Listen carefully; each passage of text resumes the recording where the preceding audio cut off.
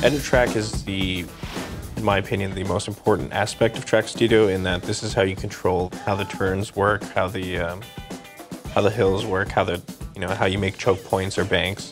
So here, I've just hit Edit Track from the menu, and this is going to give me what do we call the splines. So here we have our selector, and that's going to select the different points on the spline.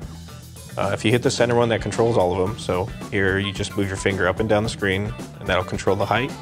Or you can move left and right, and that'll control the shift of the track. You can also use gestures in Edit Track. So if I place my thumb down and make like a rotating gesture, it'll bank that whole selection. I can also widen the whole selection with the centerpiece selected. So if I move my fingers apart, then it'll widen the whole track, or I can bring it in. One of the things we've made that is a lot quicker to edit your track is called copy mode. So if you hit copy mode right here, that turns the toggle orange, and as you move your left stick forward or backwards, you'll notice that it's going to take whatever properties you had on the spline before, and it's going to copy them over to the new spline. So here, I'm raising the height, and I'm just copying them over. If you're modifying your track with the Edit Track tool and you get it into a spot that you don't necessarily think is going to work, you just hit the level button right here, and that'll just stomp it out so that it's all even. In the upper left hand corner of the screen, you'll notice that there's a camera icon with 3 numbers. If you tap the icon, that'll cycle through the different camera views. The first camera view is a low camera view on the track. The second one is going to be slightly pulled out, a little bit more pitched overhead, and the third one is a free cam. And this one you can just move around with analog sticks. In the third camera, you can also select a portion of the track. So if I run my finger along the track, it'll highlight all those different portions.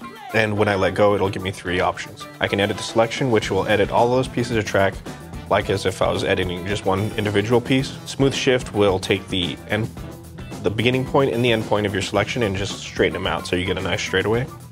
And smooth lift will do the same with height. Also in the mod track menu is the road styles tool. This is used to change the surface textures of the roads. In Alpine, there's 3 track types here. So if I choose this regular race surface and just touch my finger on a portion of the track, it'll change that road type into the selected type. Different themes have different amounts of road surfaces, so be sure to check out the other themes. The same function works for bridges and tunnels. Tunnel pieces do need to consist of at least like 5 or 6 road pieces. So be careful when using tunnels, and the same holds true for bridges. Fences work slightly different than the roads in that you need to use a selector to choose which side of the fence you want to work on. This is the left and right side selector, so I'm going to choose the right side. I have a fence style picked. I'm going to choose a stone wall right here. But as you tap the individual sections, it'll change the fence style for that road piece. Pressing the triangle button in fence mode will initiate the delete function. So if you notice that the marching outlines have turned red, just tap in the area that you want to delete fences and it'll remove the fences from the road. The redraw section is where you go when you need to recreate a large portion of track. Just select one point to start and choose another green section of the track, and that'll delete all the pieces in between. And then from there, you just drag your finger and create the new piece of track that you want to create. Redraw is the same as repave. Repave, you'll manually go into the steamroller. The way to create shortcuts is alternate route. Again, we have green highlights to show which are valid points. I tap on the piece of the track I want to change, and that's going to tell me I'd like to connect the branch to the left or right side. For this piece, I wanted to connect it to the right side. After I've selected my start point, I choose an end point with green highlights, and I want it to be on the right side. And that's going to create a shortcut there. So the last tool we'll talk about inside of Mod Track is the off-road path. You can create your own custom shortcuts with, using the terrain as the road. You can have them driving over the tops of buildings. You just choose a start point that begins on the track, and you drag your finger across the path that you want to make. And when you reconnect with the track, you'll notice that the little bubbles there are turning green. And then once you release, your off-road path is now created.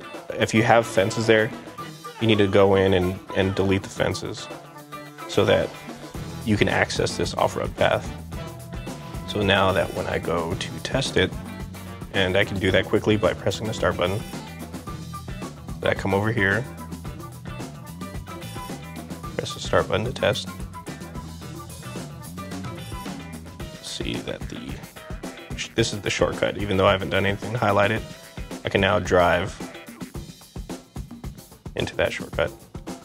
So that's it from On Track Studio.